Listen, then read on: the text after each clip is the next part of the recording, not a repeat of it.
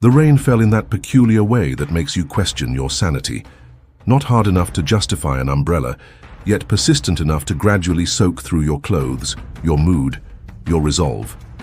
I noticed it first as tiny water beads clinging to the cafe's bay window, distorting the yellow streetlights of Lyon into ambient smears across the glass. Something felt wrong about the pattern. The droplets didn't slide down naturally. They hung suspended, as if the laws of gravity had momentarily agreed to look the other way. I blinked, and they started to fall again. Just my exhaustion playing tricks, I reasoned. Lack of sleep tends to fray the edges of perception. I had been waiting almost an hour, nursing my third espresso while watching the door. The cafe should have been busier for a Thursday evening, but only a few tables were occupied, mostly by solitary patrons hiding behind laptop screens or paperbacks. My recorder sat on the table, its red light steady, waiting. My assignment had seemed straightforward when my editor pitched it that morning. Interview 3 people with stories of unusual closure for a new podcast segment. Nothing supernatural, she'd emphasized, tapping her pen against her coffee. Just strange coincidences, odd encounters, things that people carry with them. I'd agreed instantly. After months of reporting on city council meetings and local business openings, I was desperate for something that might actually keep me awake. Now, as I checked my watch for the 10th time in as many minutes, I wondered if I'd been stood up by all 3 interviewees. People get cold feet about sharing personal stories. I'd seen it before. Just as I was considering packing up, the bell above the door chimed. The man who entered looked as if he'd been standing in the rain for hours, not just the short walk from a car to the cafe entrance. His grey hair was plastered to his forehead, his beige trench coat darkened with moisture in uneven patches. Despite his disheveled appearance, there was something meticulous about him. The way he carefully closed his umbrella, the precise manner in which he scanned the room before his eyes settled on me. I raised my hand slightly, and he nodded, making his way to my table with measured steps. "Jules Moreau?" I asked, extending my hand.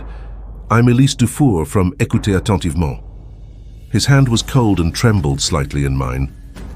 "Yes, thank you for waiting. The rain..." He trailed off, glancing back at the window with an expression I couldn't quite read. Wariness, perhaps, or resignation. "Can I get you something to drink?" I offered, gesturing to my empty cup. "Tea, please, nothing fancy, just hot." He removed his coat and draped it over the back of his chair, revealing a plain button-down shirt and worn khakis. Nothing about Jules Moreau screamed fascinating story. He looked like an accountant, or perhaps a high school mathematics teacher approaching retirement. He was exactly the type of person you'd pass on the street without a second glance, which, in my experience, often meant he had the most to say. I signaled to the barista, who nodded in acknowledgement. Oddly, I couldn't recall ordering any of my previous drinks. Had I been that distracted? "So, Mr. Moreau," I began, pressing the record button on my device. "You contacted us about an experience you've never shared before. Something about an umbrella." Jules stared at the recorder with apprehension. For a moment I thought he might change his mind. Instead, he inhaled deeply and folded his hands on the table. 20 years, he said, his voice surprisingly steady.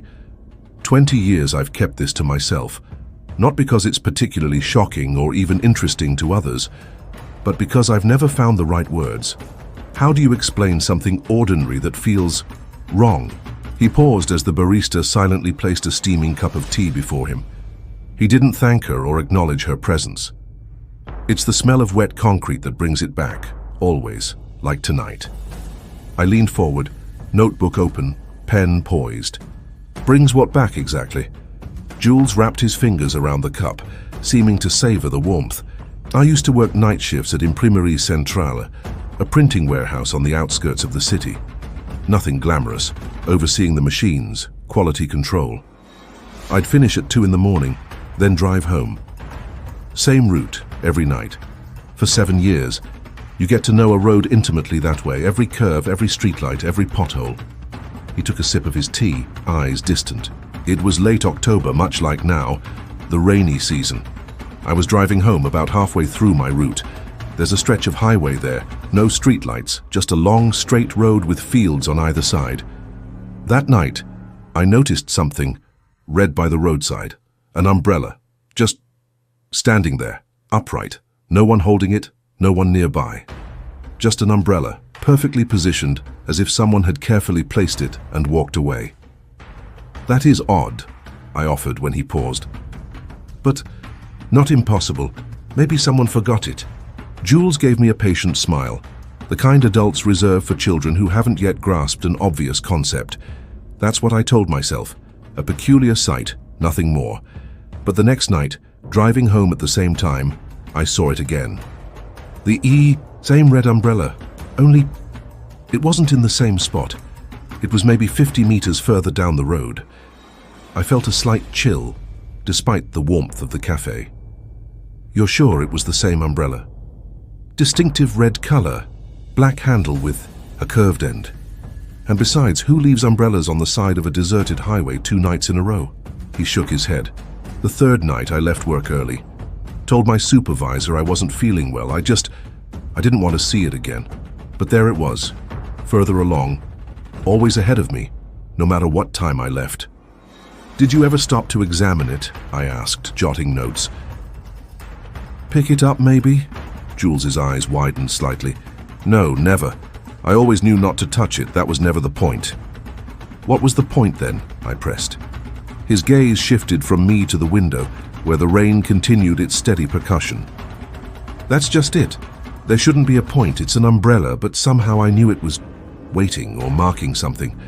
After 2 weeks, I couldn't take the same route anymore. I started taking detours, adding 30 minutes to my commute just to avoid that stretch of road. Eventually, I requested a transfer to day shifts and moved to a different neighborhood. I frowned, puzzled by the anticlimactic nature of his story. So you never saw the umbrella again? Jules's fingers tightened around his cup. For 18 years, no, I put it out of my mind. Convinced myself it was stress, fatigue, and overactive imagination, until 3 months ago. He leaned forward, voice dropping to just above a whisper. I live in Croix-Rousse now. Small apartment, quiet street. I was coming home from the grocery store when I saw it. The same red umbrella, standing upright at the corner of my block. No one around, just waiting. I felt a tightness in my chest. You're certain it's the same one? The next day it was closer to my building. The day after, at my doorstep. Jules's composure remained intact, which somehow made his account more disturbing. There was no hysteria, no wide-eyed paranoia, just the calm recitation of facts that defied rational explanation. I've seen it 7 times now, always getting closer to where I am. Have you told anyone else about this?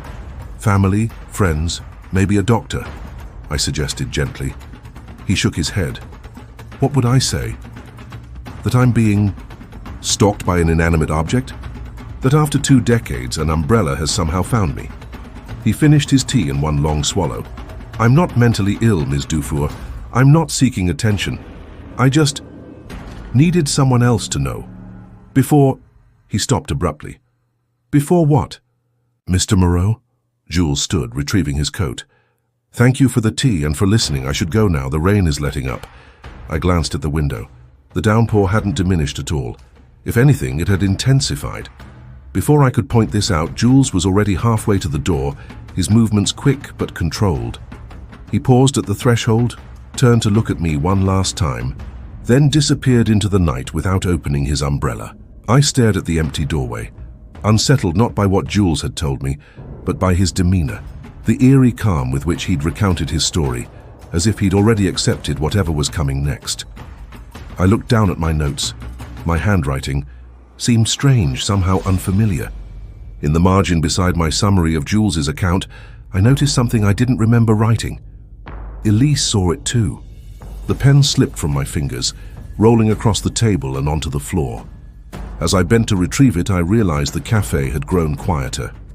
Several of the other patrons had left without my noticing. My coffee cup had been refilled again, though I couldn't recall a server approaching my table. I checked my watch, 9:17 p.m. That couldn't be right. Jules had arrived at 8:30, and we'd spoken for at least half an hour.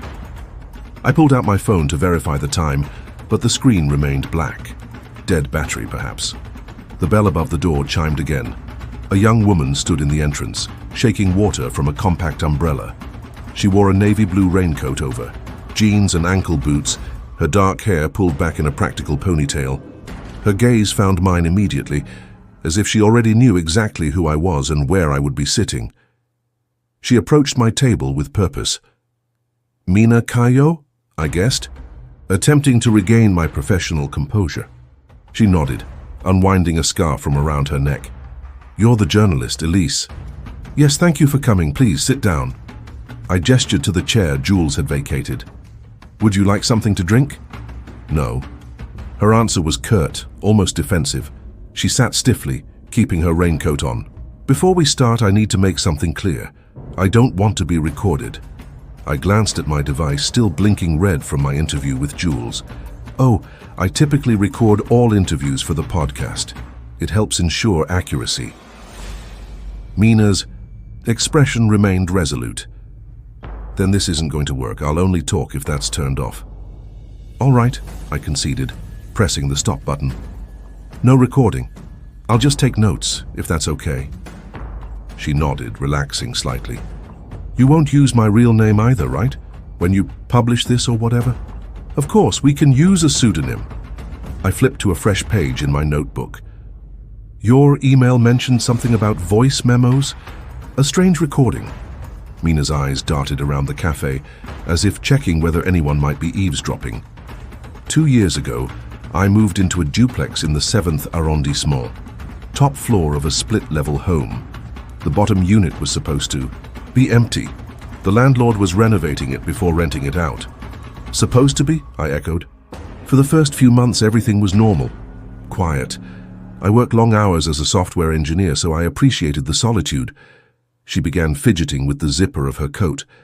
"Then one night, I heard someone talking, right below me. A soft voice, like someone was having a conversation, but I couldn't make out the words. Your landlord might have started showing the space to potential tenants," I suggested. "That's what I thought too. I texted him the next morning. He insisted no one had been in the unit for weeks." Mina's voice lowered. It happened again a few nights later. This time I grabbed my phone and recorded it. Just held my phone to the E. Florin hit record for about a minute. When I played it back, nothing, complete silence. I frowned. "Maybe the sound wasn't loud enough for your phone to pick up." That's what I told myself. She pulled out her smartphone, clutching it tightly. I convinced myself it was just normal house sounds. Pipes, settling foundation, wind through old, ductwork, until about a month later. Mina's composure wavered slightly. "I had a routine, come home from work, shower, make dinner, work some more. One night, it was raining like tonight. I left my phone recording on the kitchen counter while I took a shower. 15 minutes maximum. When I came back, I checked the recording, just out of habit by then. And?" I prompted when she fell. "Silent." It captured a voice, clear as day, my voice. Her knuckles whitened around her phone, saying something I never said. "I'll come down when they sleep." A chill ran down my spine. "Are you sure it was your voice?" Unmistakably mine, but the inflection was wrong. Calm. Patient. Like someone waiting for the perfect moment. She swallowed hard. The worst part wasn't what was said. It was how it was said. Like I was talking to someone who understood exactly what I meant. Could it have been TV audio? Or maybe you were talking to yourself without realizing. Sometimes when we're tired. "I've been a software engineer for 6 years, Mina interrupted, an edge to her voice. "I know how audio works, how it can be manipulated, corrupted, misinterpreted. This wasn't any of that. This was my voice in my empty apartment saying words I never spoke." I held up my hands in a placating gesture. "I believe you're telling me what you heard. I'm just trying to understand what might have happened. Don't you think I've gone through every rational explanation?" Her voice rose slightly, drawing a glance from the barista. Mina noticed and leaned in closer, lowering her tone again. "I played that recording for my best friend the next day. She agreed it was my voice. I kept it on my phone, listened to it, obsessively trying to find some explanation. "Do you still have it?" I asked. "The recording?" Mina tapped her phone screen, navigating to her voice memo app. "That's the strangest part. I've never deleted it. It should be right here, dated March 17th, 2022. She turned the screen toward me, scrolling through a list of recordings. "It's gone. Not just the audio, the entire file. And it's been like that ever since I moved out of that apartment." "When did you move?" "The same night I realized the recording was missing. I packed a suitcase with essentials and went to a hotel. Never spent another night there." Mina's expression hardened. "I left behind furniture, clothes, books, things I'd collected for years. I don't want them back. I don't want anything that was in that place." I studied her face, searching for signs of embellishment or delusion. I found neither, just genuine, lingering fear. "Did you ever hear the voice again, after leaving?" "No, but sometimes, when I'm alone at night." She hesitated. "I check my phone, every recording, every night, just to make sure nothing new has appeared." "And has it?" "No." Mina stood abruptly. "That's all I wanted to say. I don't expect you to believe me. I don't expect anyone to. But it happened." She wrapped her scarf around her neck with trembling fingers. "Don't try to contact me again after this. I've already said more than I intended." Before I could respond, she was walking away, her strides long and purposeful. The door closed behind her with a finality that left the cafe feeling emptier than before. I looked down at my notes, struggling to make sense of what I'd just heard. The handwriting still looked unfamiliar, as if someone else had been transcribing the conversation while mimicking my style. The margins contained another note I didn't remember writing. "Check your own recordings." My stomach tightened. I reached for the recorder, hesitated, then pressed play. The display showed it had been recording for 45 minutes, the entirety of my conversation with Jules. I rewound to the beginning, put the speaker to my ear and listened. Nothing. Complete silence for the full 45 minutes.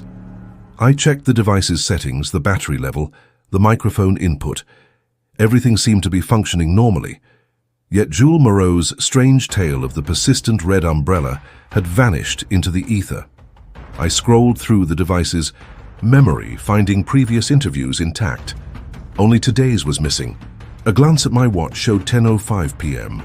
That couldn't be right. Mina had arrived shortly after Jules left, and our conversation had lasted maybe 20 minutes. I should have asked the barista for the time, but looking up, I realized she was no longer behind the counter. In fact, I couldn't see any staff at all, yet my coffee cup was full again, steam rising from its surface. The cafe should have been closing soon, but the lights remained bright, the ambient music playing softly in the background. I considered leaving. This assignment had already veered far from what I'd expected. 2 interviews with no usable recordings, only my increasingly disjointed notes as evidence. My editor would be skeptical, to say the least. As I contemplated my next move, the rain intensified, drumming against the windows with renewed vigor. The door opened once more, admitting a gust of cool air and my final interviewee of the evening. The woman who entered didn't bother to shake the rain from her coat or hair. She moved with the confidence of someone unconcerned with her appearance, or the water dripping onto the hardwood floor in her wake. Unlike my previous subjects, she smiled as she approached my table, a smile that didn't quite reach her eyes. "Andrea Lemoine," she introduced herself, extending a manicured hand. "You must be Elise Dufour." I stood to shake her hand, noting her elegant attire, a tailored charcoal suit that looked more appropriate for a corporate boardroom than a casual cafe interview. "Yes, thank you for coming, especially in this weather." "The rain doesn't bother me," she replied, taking a seat. "In fact, I find it clarifying, don't you?" Something about her phrasing struck me as odd, but I couldn't pinpoint why. "Would you like something to drink?" I offered, gesturing to the counter. "No, thank you, I won't be staying long." Andrea arranged herself in the chair, crossing her legs at the ankle. She appeared to be in her early 40s, with the kind of self-possession that comes from years of navigating challenging situations. "I understand you're collecting stories of unusual closure. I'm not sure mine qualifies, but it's certainly unusual." I reached for my recorder, then hesitated, remembering my previous failures. Do you mind if I record our conversation? Not at all, though I doubt it will capture anything. Her smile widened slightly as if enjoying a private joke. Unnerved, I pressed the record button anyway. So, tell me about your experience. Andrea folded her hands in her lap, her posture perfect. It began when I was 8 years old. My family had a vacation cabin in Normandy. Nothing fancy, just a small 2-story structure near the coast. Every summer we'd spend 2 weeks there. My room was on the ground floor, with a view of the garden and the neighboring property. She paused, her gaze drifting to the window where the rain continued its assault. The first time I saw her was during a thunderstorm. I was afraid of the lightning, hiding under my blankets, when something compelled me to look out the window. There was a woman standing at the second-story window of the house next door, just watching me, not waving or smiling, just observing. "Did you tell your parents?" I asked, pen hovering above my notebook. "Of course. They told me what any parent would, that I was imagining things, that the neighboring house was empty, that the storm was playing tricks on my eyes." Andrea's tone remained even, conversational. "But I saw her again the next night. And the next. Always at the same window, always looking directly at me. Could it have been a neighbor you didn't know about?" That's what I assumed until I started drawing her. Andrea reached into her suit jacket and extracted a folded piece of paper. I became obsessed with capturing her likeness, not out of fear, but out of a strange sense of recognition. She unfolded the paper and placed it on the table between us. It was a child's drawing, rendered in colored pencil, a simple house with a window, and inside the window a woman's face. Despite the crude technique, there was something unsettling about the portrait. The woman's eyes seemed to follow me, even as I shifted my position to see the drawing better. "This is from when you were a child?" I asked, studying the yellowed paper. "Yes, one of dozens I created that summer. What fascinated my parents, what disturbs me still, is the level of detail." Andrea pointed to specific elements of the drawing. The scar above her right eyebrow, the chipped nail on her left index finger, the locket around her neck with the initials AL, details I couldn't possibly have seen from my bedroom window, especially at night. I looked up from the drawing, meeting her steady gaze. "AL? The same as your initials?" "Yes, though my middle name is Marie, Andrea Marie Lemoine. The locket in my drawings always showed just AL." She reclaimed the paper, folding it carefully along its worn creases. "My parents eventually contacted the property owner next door. The house had been vacant for years. No one had access except the caretaker, who visited once a month to check on things." "So you never found out who the woman was?" "Not then, no." Andrea returned the drawing to her pocket. As children do, I eventually moved on to other fascinations. The drawings were stored away, the incident forgotten, until 20 years later when my father was dying. She delivered this information without emotion, as if discussing a minor schedule change rather than a personal tragedy. "We weren't close. He left when I was 12, started a new family in Marseille. I hadn't seen him in years when I received the call that he was in hospice care, terminal cancer. He wanted to see me before the end." "And you went?" I prompted when she paused. "Yes, duty perhaps, or curiosity. When I arrived at the facility, he was unconscious. The doctors said he hadn't been lucid for days." Andrea's perfect composure wavered for the first time. "But there, pinned to the wall beside his bed, was one of my drawings. The woman at the window. I felt a chill despite the cafe's warmth. How did he get it?" "That's what I asked the nurse. She said my father had requested it be hung there a week earlier. His exact words, according to her, were, 'So she'll know I remember.'" Andrea's voice had dropped to just above a whisper. "He died that night, never regaining consciousness. I never got to ask him what he meant." "That's quite a coincidence," I managed, struggling to find an adequate response. The coincidences weren't finished. Andrea leaned forward, her intensity increasing. "On my drive home from the hospice, the rain was torrential, much worse than tonight. I could barely see the road. Eventually, I had to pull over, wait for it to subside. I was on a rural route, no streetlights, no other cars, just fields on either side." The parallel to Jules Moreau's story wasn't lost on me. What happened? Through the fogged window, in the beam of my headlights, I saw a silhouette, a woman standing in the field facing my car. Something compelled me to roll down my window slightly to get a clearer view. Andrea's composure returned, her voice steadying. It was me, Elise, not present me, future me, 10 years from now me, or maybe never me. But she didn't blink, and she wore a locket with the initials AL. I sat back, absorbing her story. Unlike my previous interviewees, Andrea seemed entirely at peace with her inexplicable experience. No fear, no lingering trauma, just a calm acceptance that defied rational explanation. "What do you think it means?" I asked, genuinely curious. "I think time isn't as linear as we pretend it is." She glanced at her watch, an elegant timepiece that looked vintage, possibly an heirloom. "I think sometimes we glimpse things we aren't meant to understand." "Not yet." I nodded, attempting to appear professional despite my growing unease. "And has this experience given you closure in some way?" "That's supposed to be the theme of these interviews." Andrea studied me for a long moment, her expression unreadable. Then she asked a question that made my blood run cold. "Do you remember why you chose us?" The pen slipped from my fingers again. I didn't. My editor assigned these interviews to me this morning." "Are you certain?"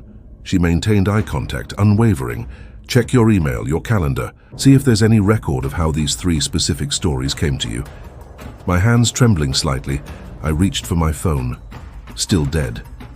"I can't. My battery—" "Use your laptop then," she suggested, gesturing to my bag. I extracted my laptop, powered it on, navigated to my email. I scrolled through messages from the previous day, searching for my editor's assignment. Nothing. I checked my calendar. No entry for tonight's interviews. My breathing quickened. "This doesn't make sense," I murmured, more to myself than to Andrea. "She definitely assigned this to me. Stories of unusual closure. 3 interviews, this cafe tonight. Perhaps you should call her," Andrea suggested, her tone gentle but insistent. "Confirm the details."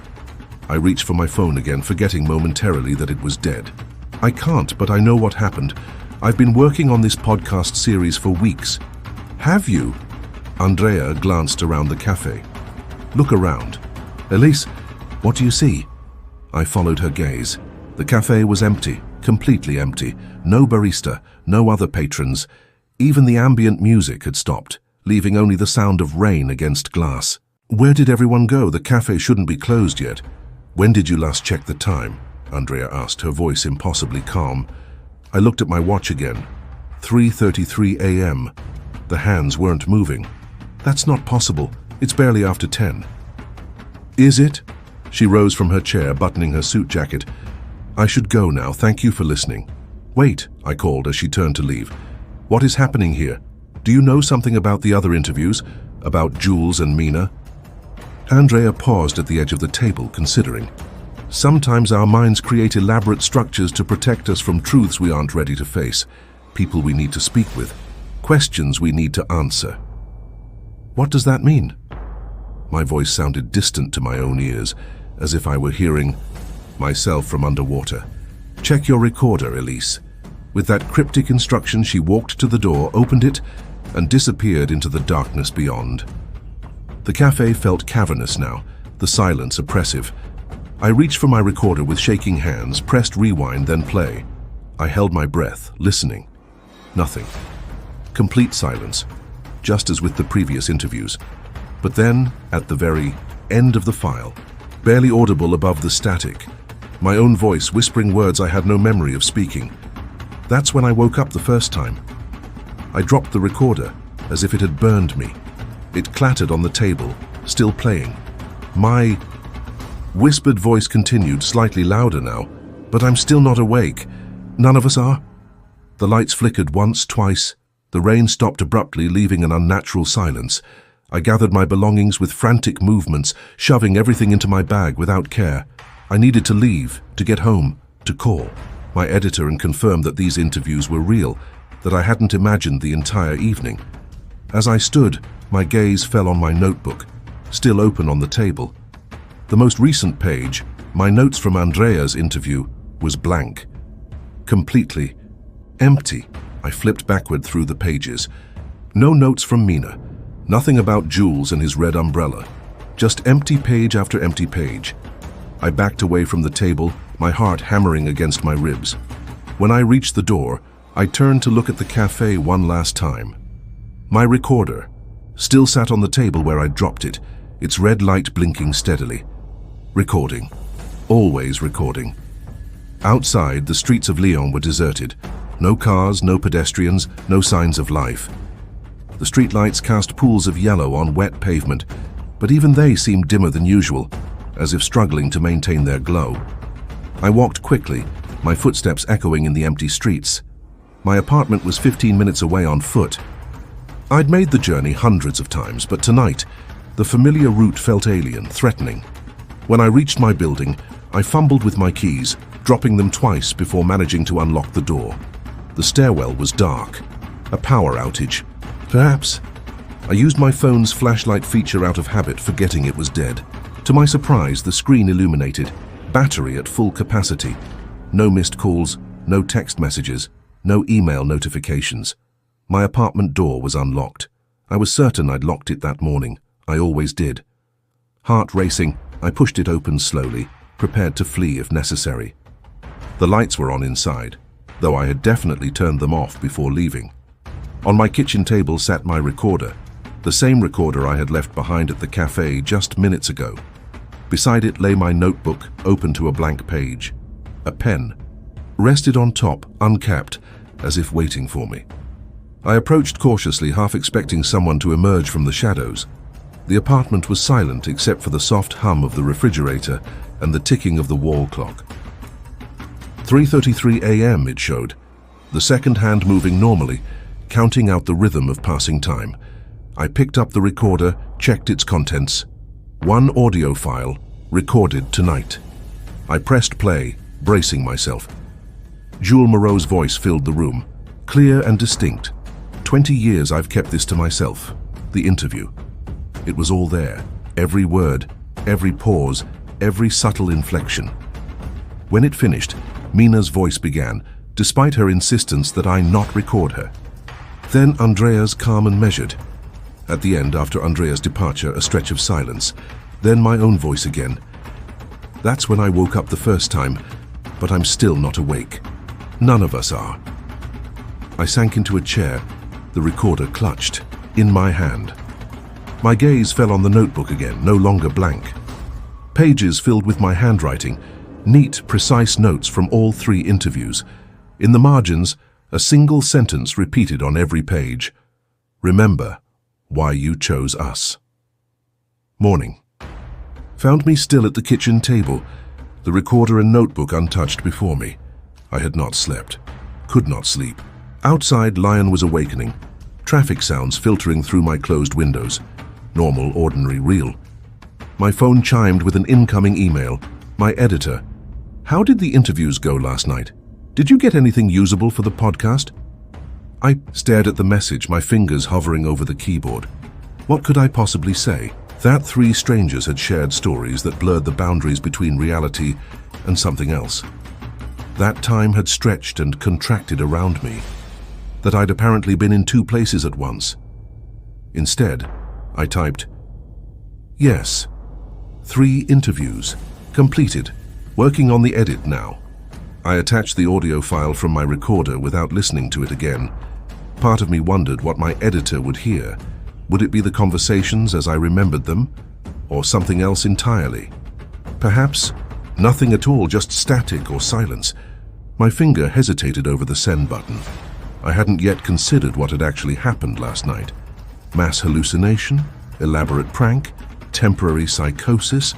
None seemed plausible, yet all were more rational than the alternative, that something had ruptured in the fabric of ordinary reality, allowing glimpses of what exactly? I pressed send, then sat back, exhaling slowly.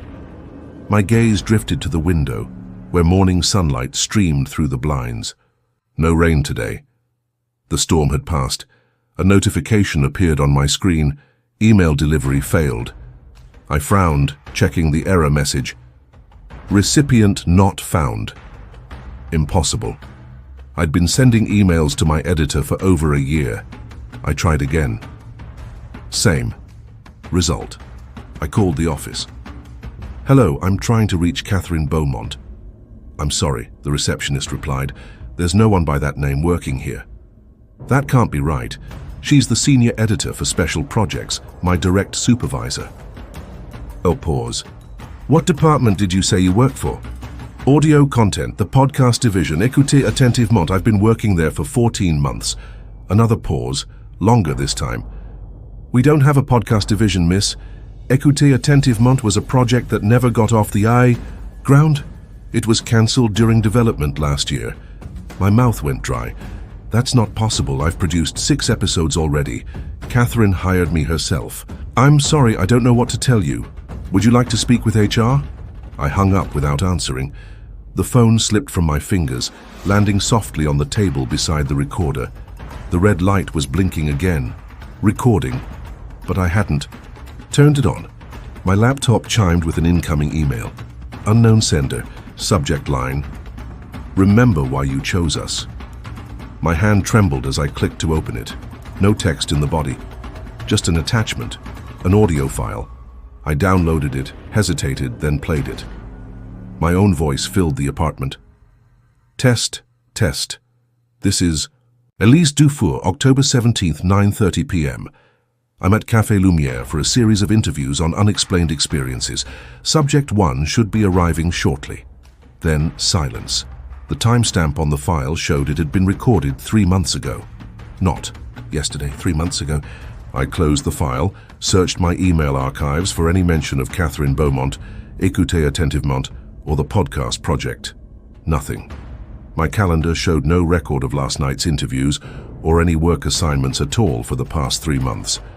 With growing dread, I opened my browser, searched for the media company I worked for. Their website appeared, familiar logos and headlines. I navigated to the Our Team page, scrolled through staff photos and bios. My name wasn't there. Neither was Catherine's. I sat back, a cold hollowness spreading through my chest. If I hadn't been working on the podcast for the past 3 months, what had I been doing? Where had I been going each day? My memories felt solid, detailed. Driving to the office, meetings with Catherine, interviews for previous episodes, editing sessions that stretched late into the night. All fabricated, impossible. My phone rang, startling me. Unknown number. I answered without thinking. "Is this Elise Dufour?" A woman's voice, professional, unfamiliar. "Yes," I responded cautiously. "Who's this?" "Dr. Moreau from Centre Psychiatrique Saint-Michel. I'm calling because you missed your appointment yesterday evening." My heart seemed to stop. "I don't have a psychiatrist." A pause. "Ms. Dufour, you've been a patient here for the past 3 months. Since the incident." "What incident?" My voice had risen, panic edging in. "I don't know what you're talking about." Dr. Moreau's tone softened. "I think it would be best if you came in today. We can talk about this in person. Your condition..." "What condition?" I was nearly shouting now. "There's nothing wrong with me." "Elise," she said gently, "you experienced a traumatic dissociative episode 3 months ago. You've been under our care since then. The interviews you believe you're conducting, they're part of a recurring delusion." I ended the call, breathing hard. This was absurd. Some kind of elaborate gaslighting scheme. I was a journalist. I had an apartment, a job, colleagues, a life. But as I looked around my apartment, I began to notice details that seemed wrong. Books on shelves I didn't remember buying, a framed photo of myself with people I didn't recognize, a prescription bottle on the kitchen counter labeled with my name and a medication I'd never heard of. The recorder on the table was still blinking red, still recording. I picked it up, pressed stop, then play. Rewound to the beginning. "Jules," Moreau's voice, 20 years I've kept this to myself, but now I was hearing it differently.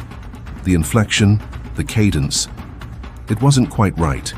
It sounded like me. It was my voice, altered slightly, playing both parts, interviewer and interviewee. I slammed the recorder down, backing away from the table. This wasn't happening. Couldn't be happening. I grabbed my keys, my wallet, and fled the apartment. Outside, Lyon was bustling with ordinary morning activity. People hurrying to work, cafes opening, delivery trucks making their rounds. Normal, real. I walked quickly, no destination in mind, just needing to move, to think. I found myself approaching Café Lumière. It looked different in daylight, smaller, shabbier than I remembered. A sign on the door announced it was temporarily closed for renovations. Through the dusty window, I could see plastic sheets covering furniture, paint cans stacked in one corner. No one had been served coffee there in weeks. I stood frozen on the sidewalk, trying to reconcile what I was seeing with my vivid memories of last night. The rain-streaked windows, the steaming espresso. 3 strangers with stories that now seemed like obvious metaphors, things hidden beneath the surface, voices from nowhere, meeting oneself in unlikely places. Someone bumped into me from behind. "Pardon," a man's voice murmured as he moved past. I caught a glimpse of a red umbrella tucked under his arm, the same distinctive shade as in Jules's story. The man continued down the street, unaware of my sudden panic. "Wait," I called, starting after him. He turned, revealing an unfamiliar face, not Jules Moreau, just a stranger with an umbrella on a cloudy morning. "Yes?" he asked, confused by my outburst. "Sorry," I mumbled, embarrassed. "I thought you were someone else." He nodded politely and continued on his way. I remained rooted to the spot, reality shifting around me like sand beneath waves. What was happening to me? My phone vibrated in my pocket. Another call from Centre Psychiatrique Saint-Michel. I silenced it, not ready to consider the implications. Instead, I pulled up my contacts, scrolled to my parents' number. They would know the truth. They would tell me who I really was, what I had really been doing for the past 3 months. "My mother answered on the 3rd ring. "Elise, is everything all right? It's early." The normalcy of her voice nearly brought me to tears. "Mom, I need to ask you something, and I need you to be completely honest." "Of course, honey. What's wrong?" "What do I do for work, right now? What's my job?" A long pause. "Elise, you haven't been working since the accident. You're focusing on your recovery, remember?" My knees weakened. I found a bench and sank onto it. "What accident?" Her voice became cautious, measured. "The car accident, sweetheart. 3 months ago. You were in the hospital for 2 weeks, then the psychiatric center for another month. You're on medical leave." "That's not possible," I whispered. "I'm a journalist. I work for a media company. I produce a podcast called Écoutez attentivement." "Elise," my mother said gently, "that was your project before the accident. It never launched. You were on your way to interview someone for it when it happened." The world tilted sideways. Who was I going to interview? "I don't know, honey, you never told us. The police found your recorder in the car, but there was nothing on it. Just silence." Her voice cracked slightly. "Elise, where are you right now? Do you need me to come get you?" I couldn't answer. Memories were colliding in my mind, the ones I'd trusted as real and new ones surfacing like debris after a flood. The squeal of brakes, headlights reflecting off rain-slick pavement, the sickening crunch of metal. Pain, then darkness. "I'll call you back," I managed, ending the call before she could protest. I sat on the bench watching the city move around me, feeling increasingly detached from it all. If my life as a journalist had been a delusion, what about the interviews last night? Jules, Mina, Andrea, were they projections of my fractured psyche, manifestations of my own trauma? The red umbrella, always just ahead, marking something I wasn't ready to face. The voice recording, words I didn't remember speaking, parts of myself I couldn't acknowledge. The woman at the window, watching me from a distance across an unbridgeable gap of time and understanding. I pulled out my phone again, dialed the number for Centre Psychiatrique Saint-Michel. "This is Elise Dufour," I said when the receptionist answered. "I'd like to speak with Dr. Moreau." "One moment, please." While I waited, my gaze drifted across the street. A woman stood on the opposite sidewalk watching me. For an instant, I thought it was Andrea Lemoine in her perfect suit, but as a bus passed between us, the figure vanished, leaving me wondering if she'd been there at all. "Elise?" Dr. Moreau's voice came through the phone. "I'm glad you called back. Are you all right?" "No," I admitted. "I'm remembering things. An accident. But it's all jumbled with other memories that felt completely real until an hour ago." "That's progress," she said, her tone encouraging. The mind sometimes creates elaborate narratives to protect itself from trauma. Your brain has been working very hard to make sense of what happened. "What did happen?" I asked, needing to hear it from someone else. "The whole truth." A pause. "You were driving to conduct an interview for a podcast project. It was raining heavily. Your car was struck by another vehicle that ran a red light.